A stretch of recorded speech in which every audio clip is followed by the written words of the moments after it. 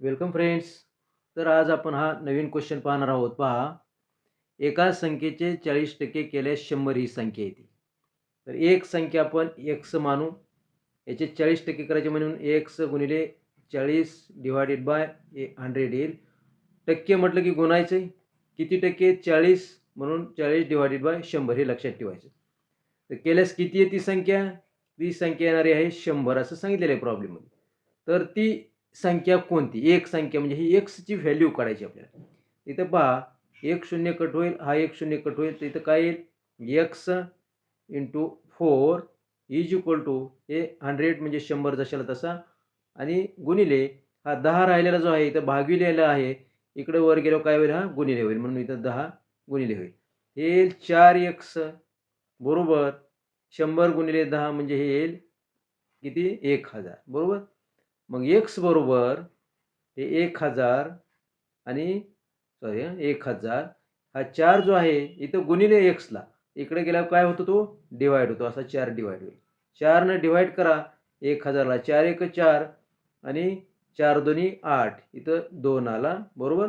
खाली राहिले 2. 10 मधून 8 गेला 2. पुन्हा 200 झाला.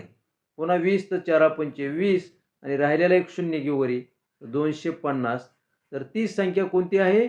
250. याच्यामध्ये पर्याय बी हा करेक्ट आहे. पहा,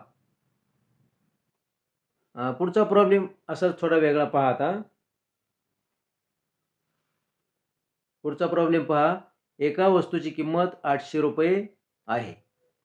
ती वस्तू 15% सवलतीत विकली, तर तिची विक्री किंमत किती काढायची? आता वस्तूची मूळ खरेदी किंमत आहे 800. आता ही खरेदी किंमत लिहू आपण याला अगोदर. खरेदी कितीला केलेली ती? 800 रुपयाला.